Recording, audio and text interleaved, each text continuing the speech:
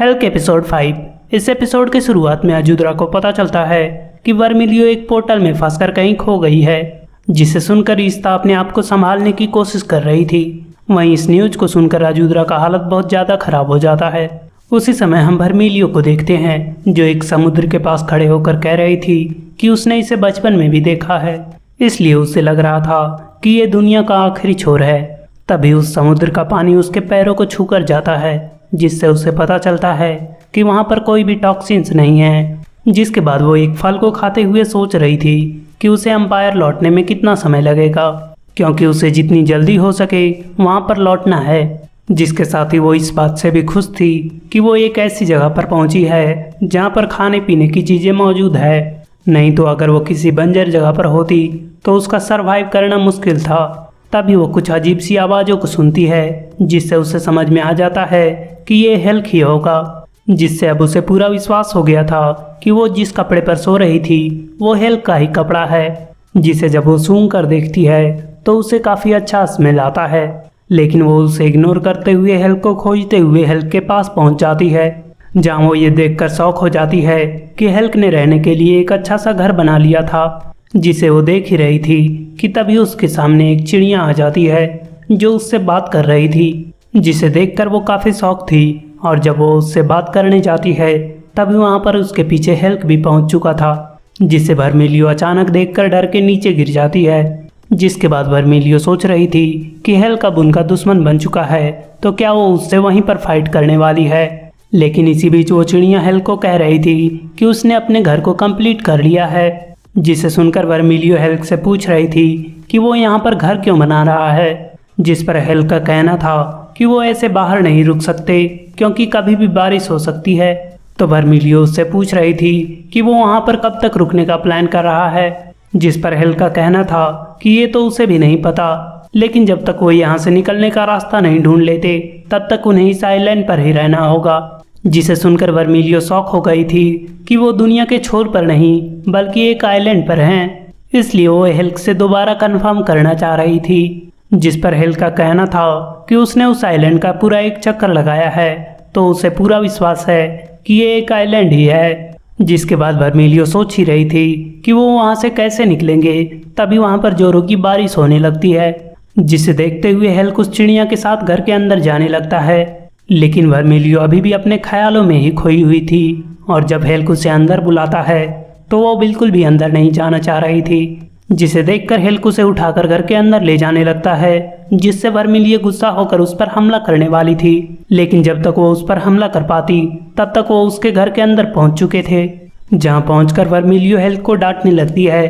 तभी हल्क कह रहा था कि वहां पर बहुत अच्छे क्वालिटीज़ के ट्री हैं, इसलिए वो उन्हें काट कर एक अच्छा सा बोट बना लेंगे और वापस अपने एम्पायर लौट जाएंगे। जिसके लिए वर्मिलियो ओके कह देती है, लेकिन फिर वो तुरंत अपने डिसीजन को रिग्रेट करने लगती है, क्योंकि वो जानती है कि अगर वो हल्क को वापस एम्पायर में ले जाएंगे तो उनका एम्पायर फिर से एक बार खतरे में पड़ जाएगा और वो उसी जगह पर पहुंच जाएंगे जहां से उन्होंने शुरू किया था।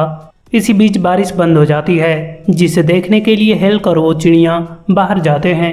वहीं वर्मिलियो सोच रही थी कि हल्क ने सचमुच उसकी जान बचाई है, क्योंकि अगर वो चाहता तो वो उसे अकेला छोड़कर जा भी सकता था, और साथ ही साथ उसके पास ऐसे बहुत से मौके थे जब वो चाहता तो उसे जान से मार सकता था। इसलिए अब वर्मिलियो भी कंफ्यूज थी कि हल्क उनका दुश्मन है या दोस्त। इसी बीच हम लॉर्ड अजूद्रा को देखते हैं, जिसे पता चल चुका था कि इंसान अपने पावर को जगा सकते हैं और वो टेलीपोर्टेशन स्पेल का भी यूज कर सकते हैं, लेकिन उन्हें अभी किसी भी ऐसे जादू के बारे में नहीं पता जिससे इंसान अपने पावर को इंक्रीज कर सकते हैं। इसी बीच हॉन अजूद्रा से उसका प्लान पूछ रहा था कि वो आगे क्या करें, जिस पर अजूद्रा कह रहे थे कि जैसा कि वो जानते हैं कि उनके पास बहुत कम समय है और इंसानों ने भी अपने पावर को जगा लिया है। जिसे सुनकर हॉन को लग रहा था कि वो ह्यूमन रेन पर अटैक करने को कहेंगे, लेकिन इसके अपोजिट अजूद्रा कहता है कि वो सबसे पहले वर्मिलियो को खोजने जाएंगे। जिससे हॉन काफ़ी शॉक हो जाता है और बताने लगता है कि उनकी फोर्सेस अलग अलग जगह पर बिजी हैं, इसलिए अगर वो इस समय बहुत सारे फोर्सेस को वर्मिलियो को खोजने भेजेंगे तो उनका एम्पायर खतरे में पड़ सकता है। जिसके साथ ही उन्हें ये भी नहीं पता कि वर्मिलियो को खोजने में कितने साल लगेंगे। जिस पर अजूद्रा का कहना था कि वर्मिलियो को खोजने के लिए बहुत बड़ी फोर्स की ज़रूरत नहीं पड़ेगी, बल्कि एक छोटी सी सर्च पार्टी ही उसे खोज कर ला सकती है, क्योंकि उनके पास एक ऐसा स्पेल है जिससे वो किसी को भी खोज सकते हैं। जिस पर हॉर्न का कहना था कि ऐसे स्पेल को यूज करने के लिए उनके पास कोई ऐसा सामान होना चाहिए जो वर्मिलियो का हो। तभी हॉर्न को याद आता है कि वर्मिलियो ने जाने से पहले अपने बालों को काटा था और उसे विश्वास नहीं हो रहा था कि अजूद्रा ने उन बालों को रखा है, और इसी वजह से हॉर्न अजूद्रा को ठरकी समझ रहा था। लेकिन अजूद्रा उसे समझाते हुए कहता है कि वो बाल उसके पास नहीं है, और हाँ, उसने उन बालों को रखने की कोशिश की थी लेकिन वो तुरंत जल गए थे। तभी इस्ता बता रही थी कि वो बाल उसके पास हैं, क्योंकि जब कोई बाहर जा रहा होता है तब उनके पर्सनल बिलोंगिंग्स को रखना उनके लिए गुड लक माना जाता है। जिसके बाद वो उस स्पेल को यूज करने वाले थे, जिसके लिए वो एक मैप और एक डॉल को लेते हैं, जिसमें वो वर्मिलियो के बालों को रखकर अपने जादू का यूज करते हैं। और वो डॉल जिस जगह पर भी जाकर रुकती वहीं पर वर्मिलियो का पता होता। लेकिन उसी समय वो सब ये देखकर शॉक हो जाते हैं कि वो डॉल मैप के बाहर जा चुकी है।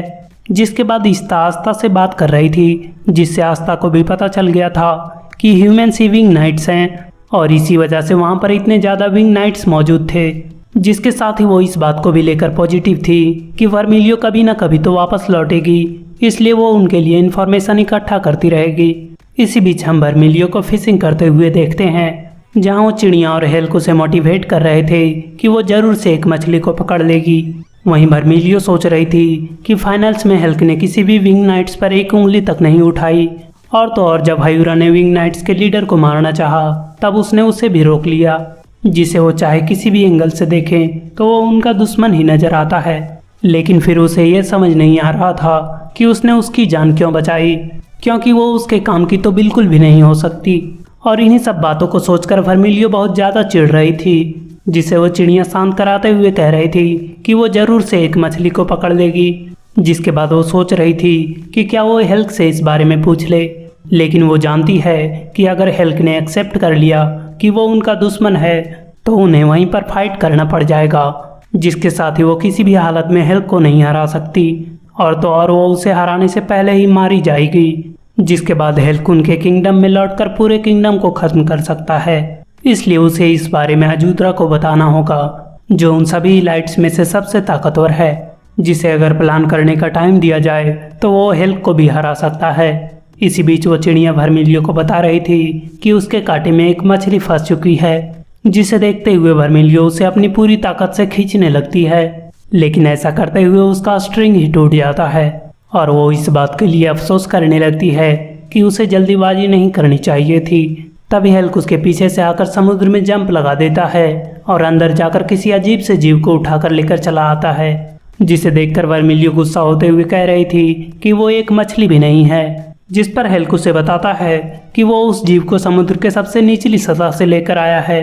वहीं वो चिड़िया भी बता रही थी कि वो जीव काफ़ी जहरीला है। जिसके थोड़ी ही देर बाद वहाँ रात हो जाती है और सब वहाँ पर सोने चले जाते हैं। और जब वर्मिलियो सवेरे उठती है तब उसे समझ में आता है कि वो उन कपड़ों की वजह से काफ़ी अच्छे से सो पाई।